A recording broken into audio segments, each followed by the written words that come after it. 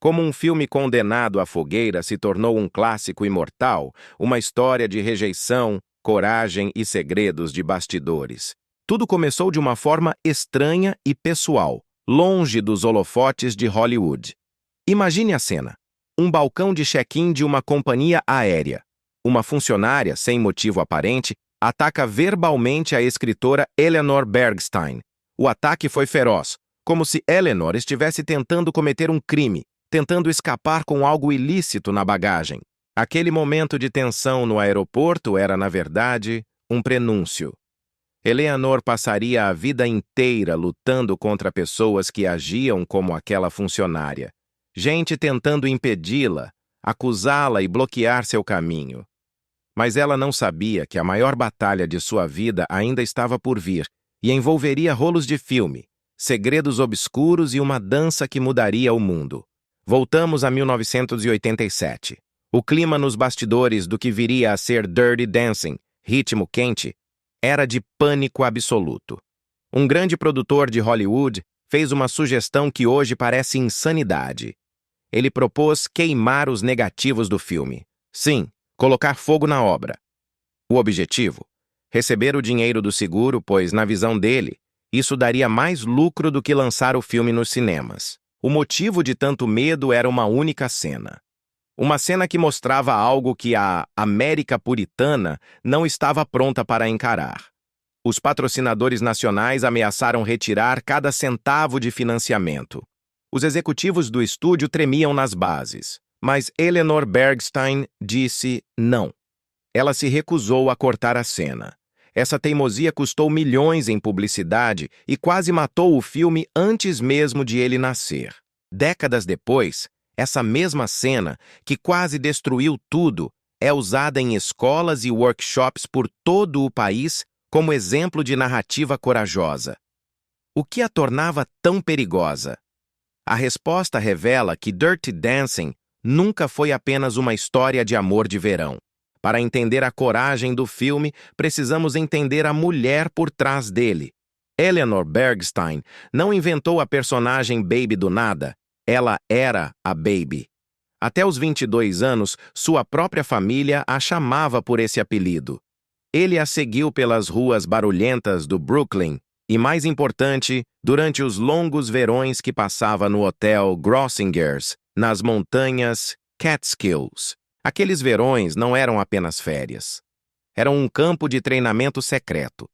Enquanto seu pai, um médico respeitado, garantia uma vida de conforto para a família, a jovem Eleanor sentia uma atração magnética por outro mundo.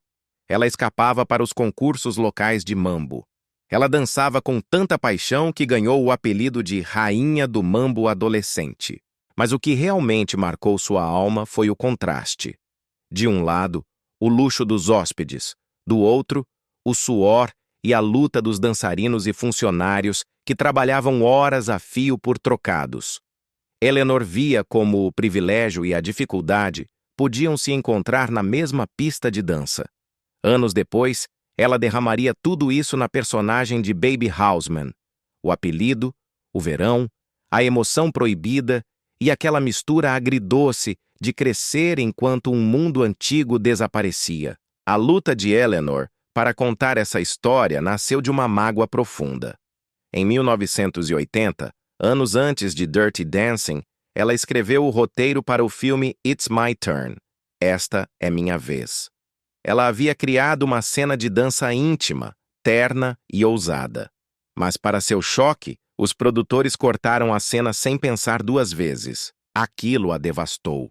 Foi como se tivessem jogado fora um pedaço de sua voz, mas Eleanor transformou aquela frustração silenciosa em uma determinação de ferro. Ela fez uma promessa a si mesma.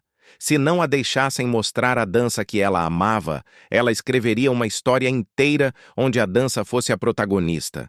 Ela queria uma dança que parecesse proibida, suada, emocional. Ela queria um filme que não tivesse medo do desejo. Aquele pequeno coração partido em 1980 foi o combustível para a obra-prima que mudaria sua vida. Eleanor escolheu o cenário com precisão cirúrgica. O verão de 1963. não um ano antes, nem um ano depois. Era um momento em que os Estados Unidos estavam prestes a explodir, mas a tempestade ainda não havia chegado. O caso Roe contra Wade, que legalizaria o aborto nos EUA, ainda estava a 10 anos de distância. O aborto era ilegal em todo o país. Todos os anos, milhares de mulheres morriam porque suas únicas opções eram açougueiros, em becos escuros. Eleanor queria mostrar essa verdade nua e crua. O aborto perigoso da personagem Penny estava no roteiro desde o primeiro rascunho. Ela se recusou a suavizar ou esconder o fato, pois conhecia o peso daquela realidade. Ao escolher 1963, ela colocou o romance doce em um mundo onde a política e a vida privada colidiam violentamente. Isso trouxe medo e urgência à trama. Lembrava ao público que, enquanto o amor brilhava em um canto do salão, o outro canto escondia algo assustador e real. Se Baby era Eleanor, quem era Johnny Castle? Em 1985, o destino interveio.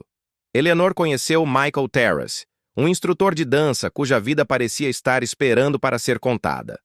Nascido Miguel Santiago Gutierrez de Lousano, no Harlem espanhol, em 1926, ele viveu décadas mergulhado no mundo do mambo. Michael Terrace conhecia a vida dura.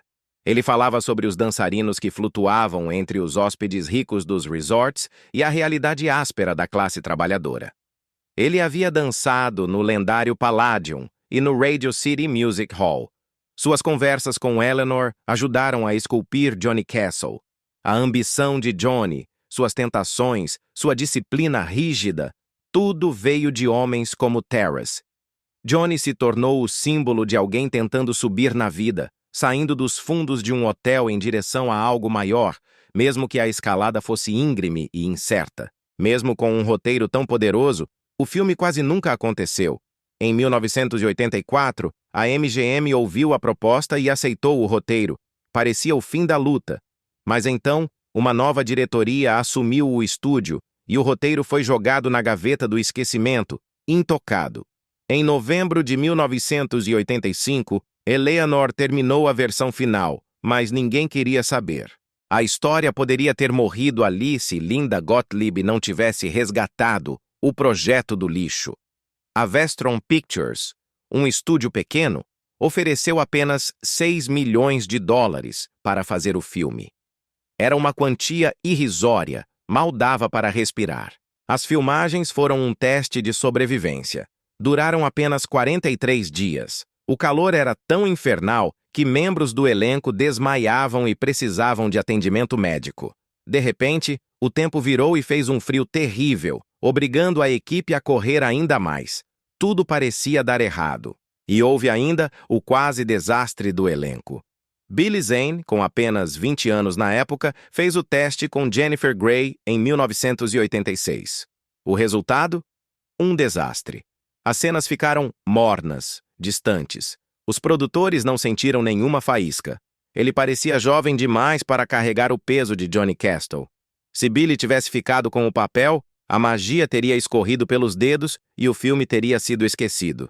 Mas o destino tinha outros planos. Contra todas as probabilidades, contra o fogo, contra a censura e contra o orçamento minúsculo, o filme estreou. E o mundo respondeu. Aquela produção sofrida arrecadou mais de $214 milhões globalmente. Toda a rejeição que Eleanor sofreu, desde a funcionária do aeroporto até os grandes executivos, transformou-se em algo que só pode ser descrito como um milagre do cinema.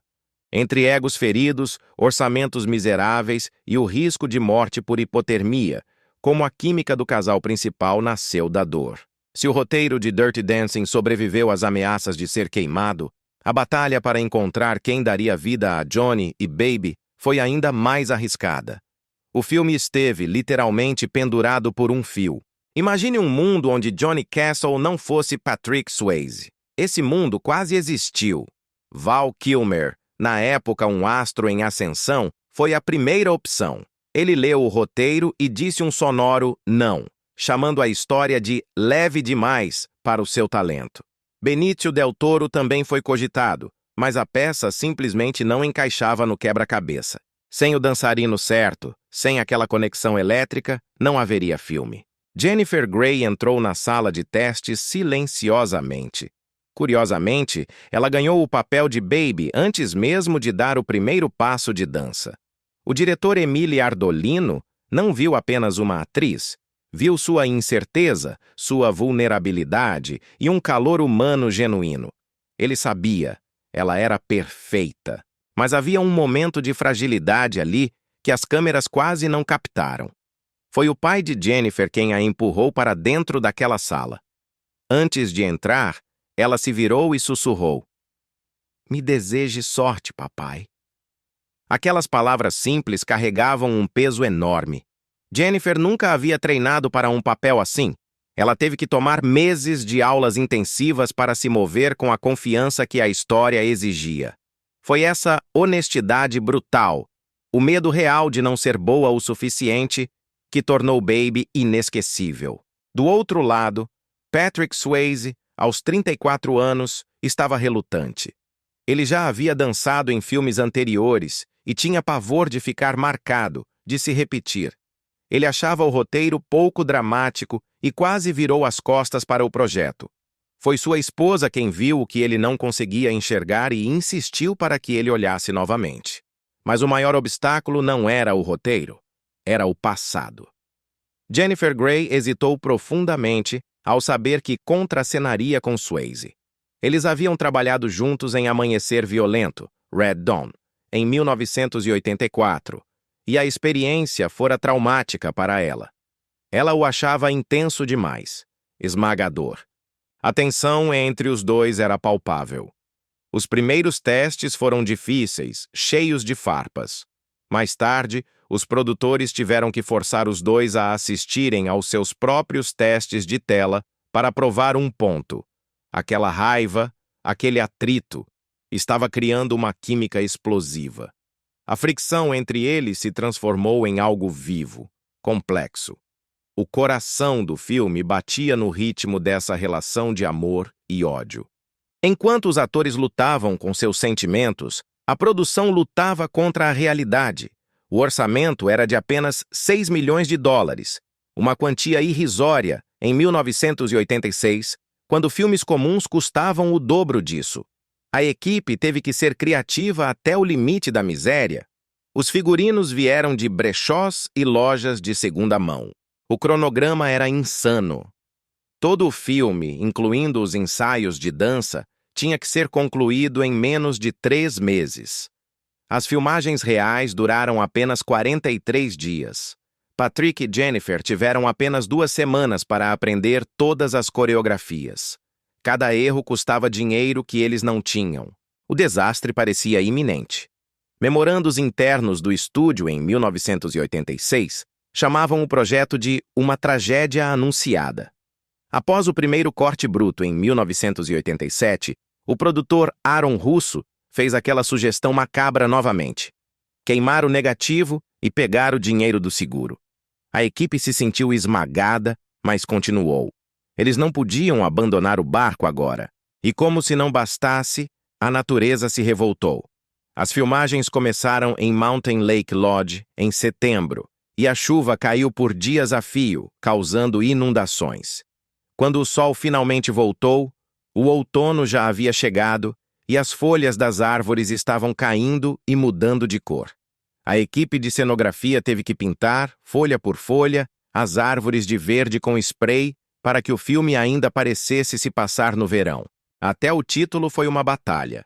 Antes de Dirty Dancing, tentaram nomes como Eu Fui Uma Rainha do Mambo Adolescente, É Só Faz de Conta e Verão de 63. Nada funcionava.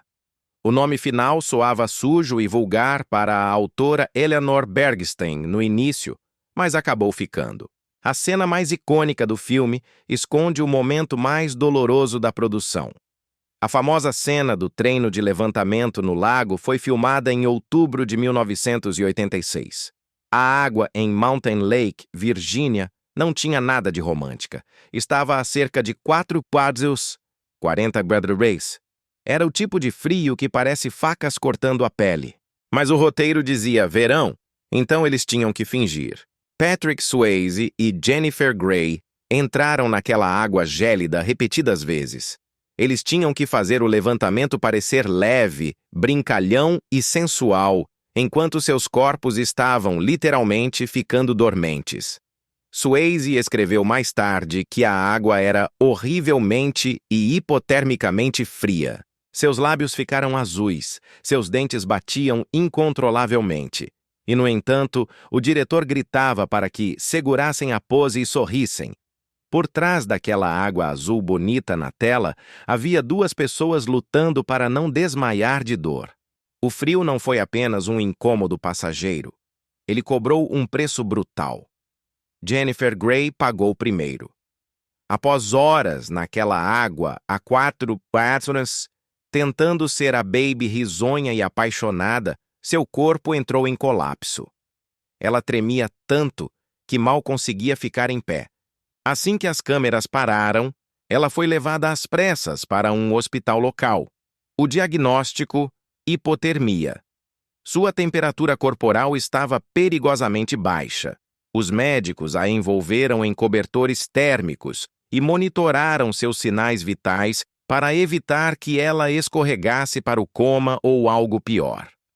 Anos depois, ela admitiu que só se submeteu àquilo porque era jovem e faminta pelo papel. Ela arriscou a própria saúde por aquele filme.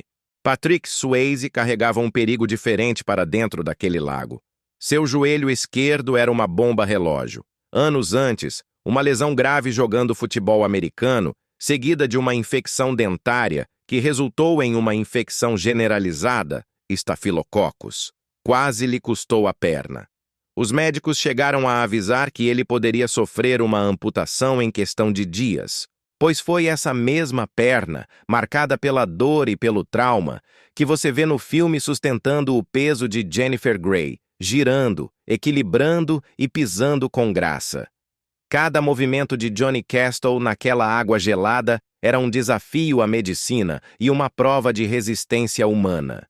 Por trás da dança perfeita, um ator à beira de perder a perna e uma atriz paralisada pelo trauma. Se você achava que o frio do lago era o pior inimigo, enganou-se. Para Patrick Swayze, a água gelada foi apenas o gatilho de um pesadelo pessoal. Aquela temperatura brutal fez uma antiga e grave lesão em seu joelho acordar com uma fúria devastadora. Quando o filme foi lançado em 1987, o público via um galã forte e ágil. O que os registros da produção mostram, porém, é um homem vivendo um calvário. Durante os 43 dias de filmagem, o joelho de Swayze inchava tanto que ficava rígido. Caminhar era uma tortura, dançar parecia impossível. Ele precisou visitar médicos locais repetidamente. Seu joelho teve que ser drenado, ter o líquido extraído com agulhas, diversas vezes, apenas para aliviar a pressão insuportável e permitir que ele ficasse de pé. O diagnóstico era aterrorizante. Alguns médicos alertaram que, se ele continuasse forçando, corria o risco real de perder a perna. Portanto, quando você assistir àquela cena em que Johnny corre e salta no palco, ou levanta a baby no ar, saiba que você não está vendo apenas atuação. Você está vendo um homem lutando contra uma dor aguda e constante, tentando desesperadamente esconder cada careta de agonia da lente da câmera. Patrick Swayze não facilitou as coisas para si mesmo. Ele tinha um orgulho ferido e uma ética de trabalho quase suicida. Recusou terminantemente o uso de dublês. Lembra-se da cena lúdica na floresta, onde eles se equilibram em um tronco caído? No filme, parece um momento doce de confiança, onde Johnny ensina Baby a encontrar seu equilíbrio. Na vida real, aquele tronco estava molhado, escorregadio e posicionado sobre uma queda rochosa perigosa. Não houve mágica ali, apenas quedas brutais. Tomada após tomada, Swayze escorregava e despencava do tronco, aterrissando com força no chão duro, golpeando seu joelho já destruído repetidas vezes. Fotos de bastidores mostram o ator coberto de hematomas, mancando, com a dor estampada no rosto assim que o diretor gritava, "Corta!". E o detalhe mais impressionante: Ele se recusou a tomar analgésicos fortes. Ele não queria nada que pudesse entorpecer sua performance ou deixar seus olhos vidrados. Ele escolheu sentir a dor para que seus movimentos permanecessem afiados e reais. Aquela dança graciosa no tronco que o mundo ama é, na verdade, uma colcha de retalhos costurada com momentos de sofrimento real e teimosia pura. Enquanto Swayze lutava contra seu corpo, Jennifer Grey lutava contra sua mente. O famoso salto final, o salto, parece flutuar na tela, sem esforço. Mas, na realidade, Jennifer estava aterrorizada desde o primeiro dia. O medo não era infundado. Durante um ensaio preliminar, eles tentaram fazer o levantamento acima da cabeça em um piso que estava úmido ou escorregadio. O pior aconteceu. Swayze saltou, levantou-a e perdeu o equilíbrio. Seus sapatos deslizaram e ele a deixou cair de uma altura considerável. Para Jennifer, aquilo não foi apenas um acidente de trabalho, foi um choque que atingiu diretamente seus nervos. Ela já duvidava de si mesma. Agora, ela tinha a prova física de que tudo podia dar errado. O coreógrafo Kenny Ortega teve que agir quase como um terapeuta, tranquilizando-a repetidamente, jurando que Patrick não a deixaria cair de novo, que eles seriam cuidadosos. Mas o medo grudou nela. Mais tarde, sempre que tentavam qualquer movimento próximo ao levantamento final, o pânico tomava conta. Ela travava, perdia o foco ou caía no choro. É por isso que no filme final que você assiste, aquele levantamento icônico foi feito em uma única tomada real. Eles não a forçaram a repetir. A equipe sabia que não havia margem para erro. Ela teve que pisar no palco, confiar nele uma única vez e fazer acontecer. A cena copiada em casamentos por décadas nasceu do medo genuíno e de dois atores arriscando tudo, física e emocionalmente, em um único instante. Todo esse drama físico acontecia sobre uma base emocional instável. A relação entre Patrick Swayze e Jennifer Grey era tensa muito antes de pisarem no set de Dirty Dancing. Eles haviam trabalhado juntos no filme Amanhecer Violento, Red Dawn. Naquela época, Patrick fazia muitas brincadeiras práticas e provocações pesadas que deixavam Jennifer desconfortável. Quando o nome dele surgiu para o papel de Johnny, ela não ficou nada animada. Ela queria alguém mais misterioso, menos macho-alfa, do que o homem que ela lembrava. Os produtores tiveram que convencê-la, e Patrick teve que provar pessoalmente que eles poderiam criar algo especial. Mas assim que as câmeras começaram a rodar, as diferenças gritantes entre eles vieram à tona. Patrick era um bailarino clássico treinado, disciplinado, exato, perfeccionista. Jennifer era o oposto, brincalhona, espontânea e emocional. Isso fica claro na montagem da música Hungry Eyes.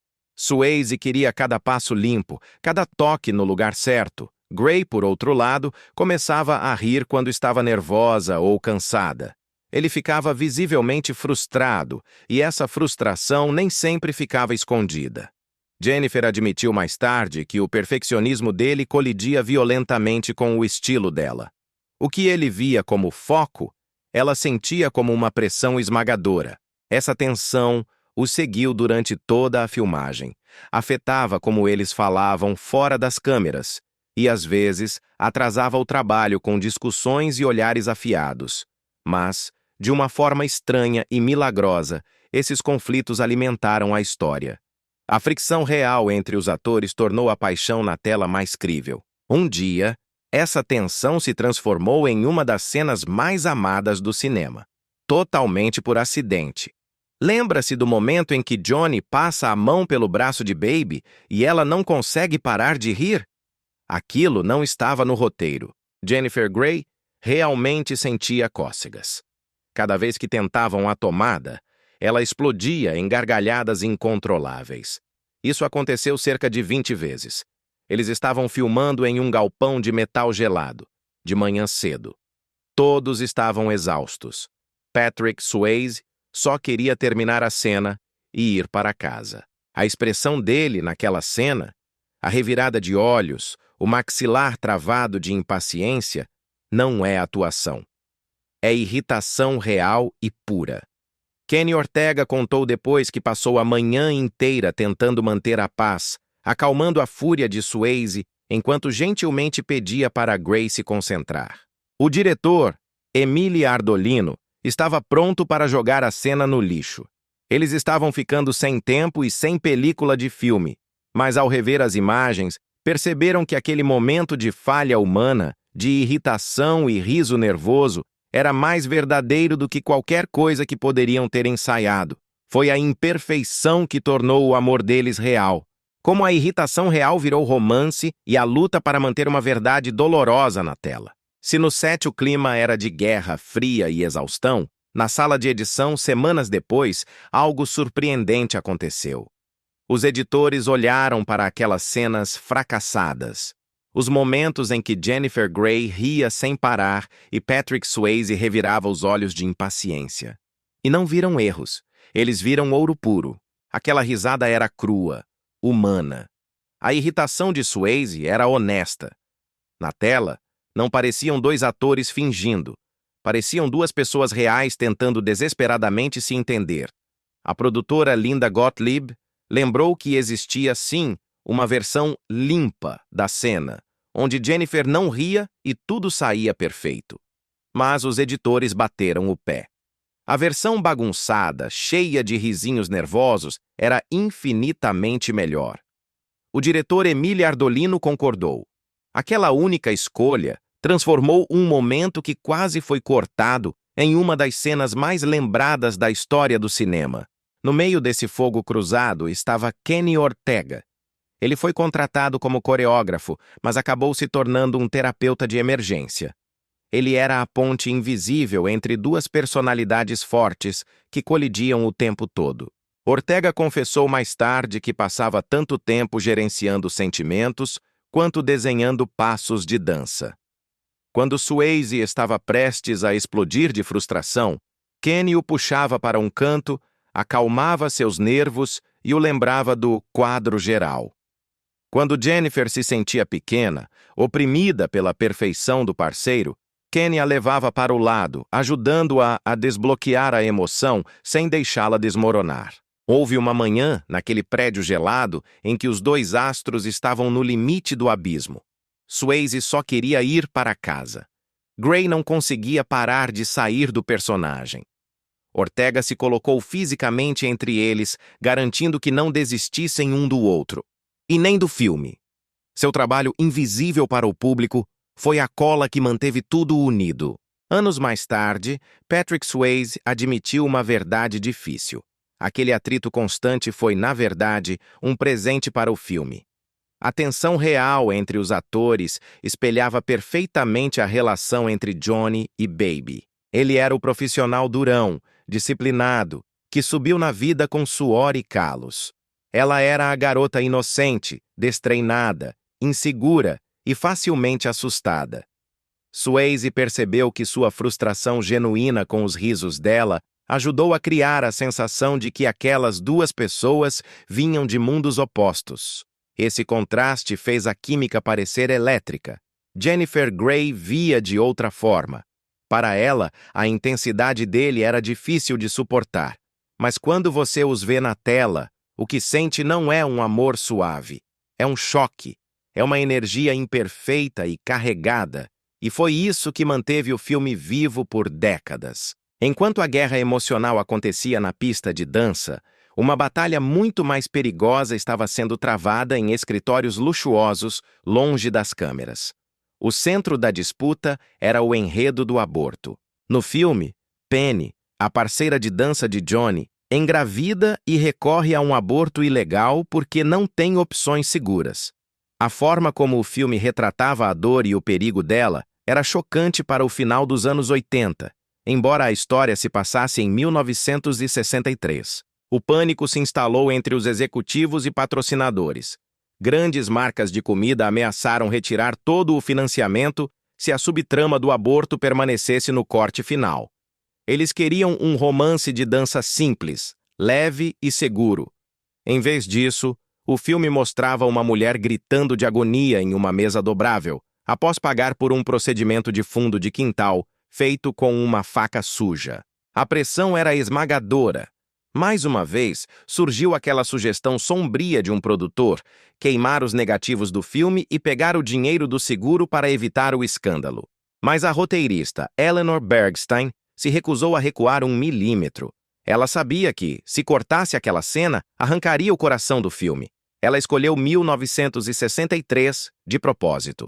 O caso Roe contra Wade, que legalizou o aborto nos ECUA, só aconteceria em 1973. Na época do filme, o aborto era um segredo mortal. Bergstein construiu a história baseada na realidade que ela conhecia, onde mulheres sofriam nas sombras. Ela trabalhou com um médico no set para garantir que cada detalhe fosse dolorosamente preciso.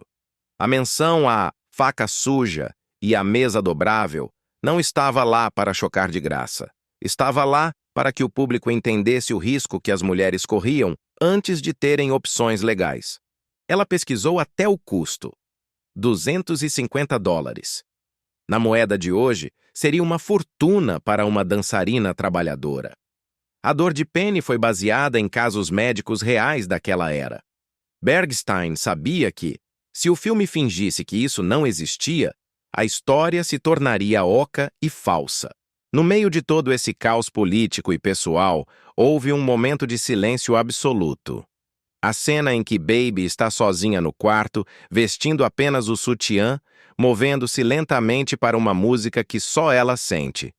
Cry to Me. A luz mal tocava sua pele. O silêncio fazia cada respiração parecer alta. Ela não sabia que Johnny a observava da porta, imóvel. Aquela cena, carregada de uma intimidade devastadora, foi filmada em uma única tomada. O motivo?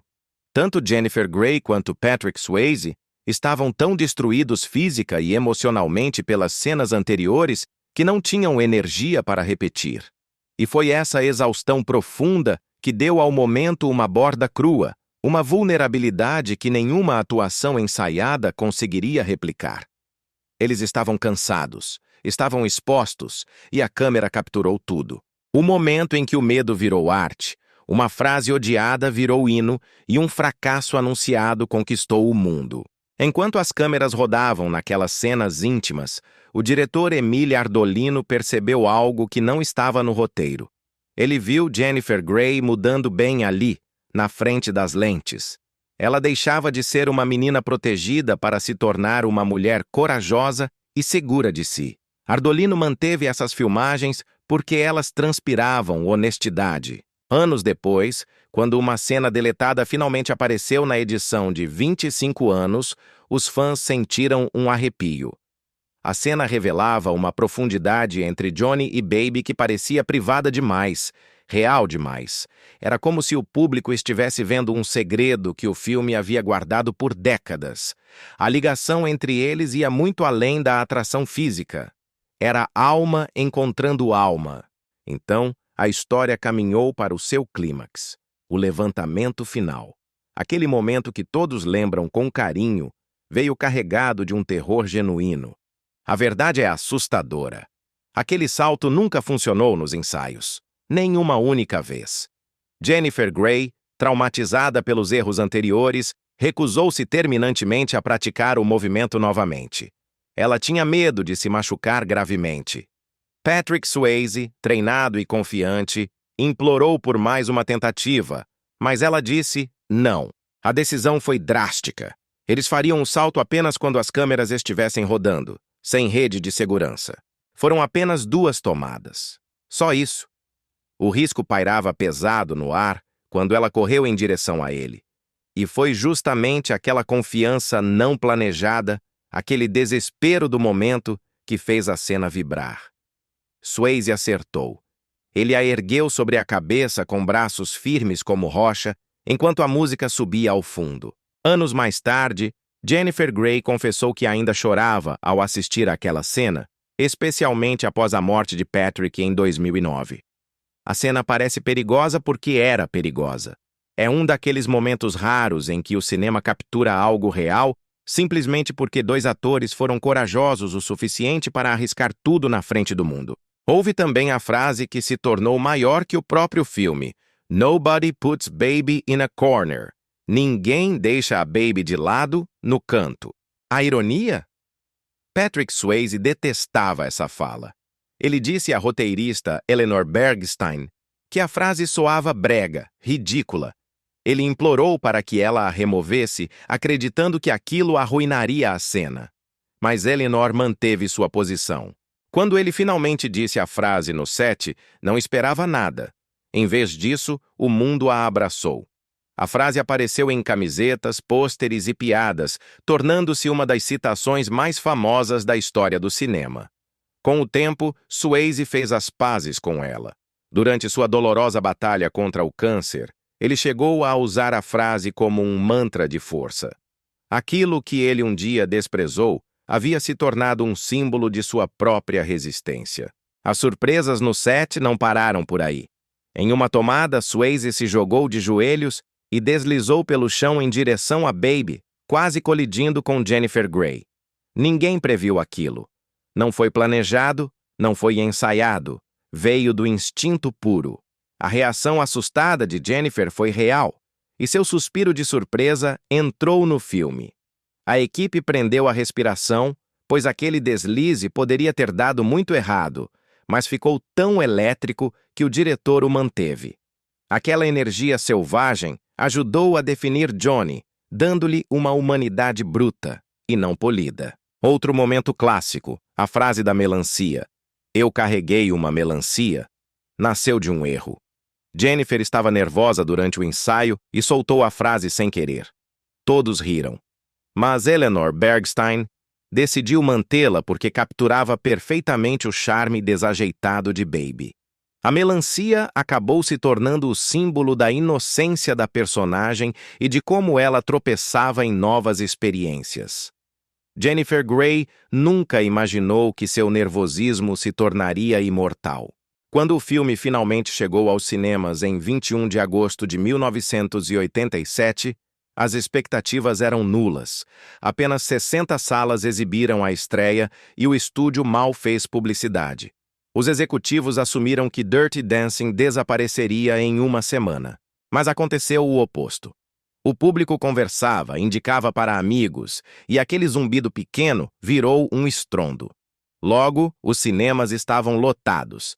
A bilheteria doméstica atingiu 64 milhões de dólares. Mundialmente, escalou para quase 214 milhões. Um filme feito com trocados se tornou o segundo maior sucesso dos Estados Unidos naquele ano. O filme condenado à fogueira era agora imparável. A música final teve sua própria jornada acidentada. A canção I've Had the Time of My Life foi rejeitada por Donna Summer e até por Bill Medley. Medley só aceitou depois de muita insistência, pois não queria viajar com a esposa grávida. O resultado? Oscar, Globo de Ouro, Grammy e 11 milhões de cópias vendidas. No início de 1988, o lançamento em VHS criou uma tempestade própria. Foi o primeiro filme a vender mais de 1 milhão de cópias para uso doméstico. Na época, cada fita custava quase $100. Uma fortuna. Mesmo assim, as pessoas compravam. Salas de estar por toda a América e pelo mundo viraram pequenos salões de baile. Famílias inteiras decoravam as falas e rebobinavam a fita até gastar. O filme virou uma memória partilhada, passada de geração para geração. Anos mais tarde, a indústria tentou fabricar a magia novamente. Dirty Dancing Havana Nights foi lançado em 2004. O resultado foi um fracasso retumbante. Críticos e público rejeitaram a tentativa. Isso serviu apenas para provar uma verdade final. A magia de 1987 não veio do roteiro ou da dança apenas. Veio da dor, do frio, do conflito, do improviso e da química irreplicável entre duas pessoas que lutaram para se amar na tela. Aquilo foi um relâmpago em uma garrafa, e relâmpagos não caem duas vezes no mesmo lugar. O fracasso da continuação, o rosto perdido de uma estrela e como a verdade embrulhada em música, salvou vidas. Enquanto o filme original foi um milagre feito com trocados, a tentativa de reviver a magia anos depois provou que dinheiro não compra a alma. Dirty Dancing Havana Nights, 2004, custou 25 milhões de dólares para ser feito. 4 vezes mais que o original. O resultado? Um desastre humilhante. Arrecadou apenas 14,1 milhões nos Estados Unidos e 27,6 milhões no mundo todo. O público e a crítica não perdoaram. As pessoas saíam dos cinemas sentindo um vazio. Diziam que o filme havia copiado o roteiro, mas esquecido de capturar o coração. O jornal Toronto Star foi impiedoso, chamando a obra de sem charme e desajeitada. A única coisa que se salvava era a coreografia, mas nem os passos mais bonitos conseguiram esconder a falta de química. Os fãs viraram as costas, decepcionados, provando que a história de Baby e Johnny era sagrada demais para ser imitada. Mas, enquanto a sequência caía no esquecimento, uma parte sombria do filme original continuava a ecoar com uma força impressionante.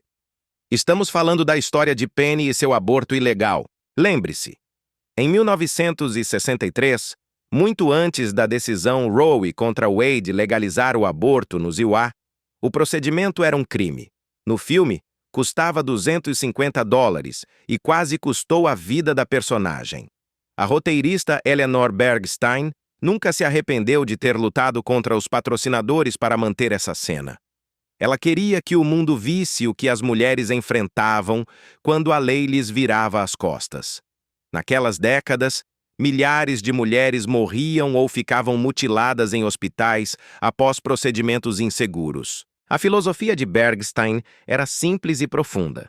Se você embrulhar a verdade em música e dança, talvez as pessoas olhem para ela de forma diferente. E ela estava certa. Aquele momento de dor no filme é usado há anos por grupos sérios, como a National Abortion Federation, como uma ferramenta de ensino. Workshops ainda exibem a cena de Penny para mostrar às novas gerações quão perigoso o mundo já foi e como esses perigos podem retornar. O filme não era apenas entretenimento, era um aviso histórico.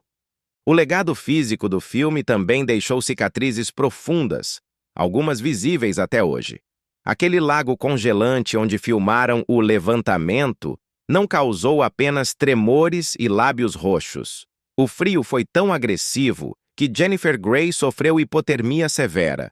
Anos depois, no início dos anos 90, ela tomou uma decisão que mudaria seu destino. Optou por fazer uma rinoplastia. Mas essa decisão cobrou um preço devastador. A cirurgia mudou seu rosto drasticamente. Após 2 procedimentos, Jennifer Grey olhou no espelho e viu uma estranha.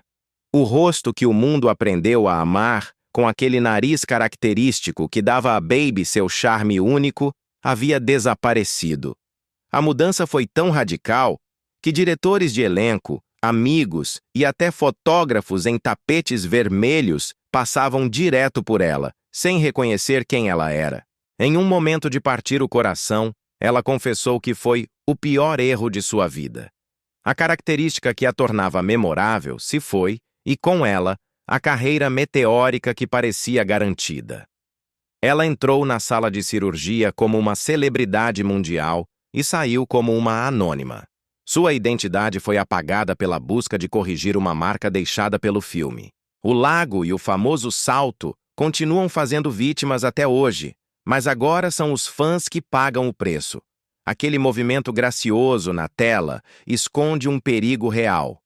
O Mountain Lake Lodge, local original das filmagens, testemunhou inúmeras tentativas de recriação que acabaram em acidentes. Em 2023, um casal na casa dos 50 anos tentou imitar o salto de Johnny e Baby. O resultado não foi aplausos, mas sim uma ida urgente ao hospital, com um deles sofrendo uma lesão grave nas costas. O que parece leve na ficção exige uma força e uma técnica que a maioria não possui. O filme continua machucando quem tenta desafiar a gravidade sem preparo. Por fim, restou Patrick Swayze, o homem que lutou contra a dor no joelho, que odiou as falas bregas e que quase recusou o papel, acabou sendo quem carregou o coração do filme até o fim de seus dias. Mesmo depois de estrelar outros sucessos gigantescos, como Ghost, Nada tocou as pessoas da mesma forma que Johnny Castle. Onde quer que ele fosse, o espírito daquele verão de 1963 o seguia. Antes de falecer em 2009, após uma brava luta contra o câncer no pâncreas, Patrick aceitou seu destino. Ele entendeu que Dirty Dancing seria a obra que as pessoas mais amariam. Ele disse com uma serenidade comovente que o filme viveria mais do que ele, e ele estava certo. Hoje, Patrick se foi. O rosto original de Jennifer Grey é apenas uma memória em celuloide. O hotel nas montanhas mudou, mas a cada aniversário do lançamento, a cada tributo emocionado, a cada vez que o filme passa na TV tarde da noite e alguém para assistir, a profecia se cumpre. O filme sobreviveu ao fogo, ao gelo, à censura e ao tempo. E naquele passo final, congelado para sempre na tela, eles continuam jovens, corajosos e tendo o momento de suas vidas. Momento de suas vidas. Momento de suas vidas. Momento de suas vidas. Momento de suas vidas. Momento de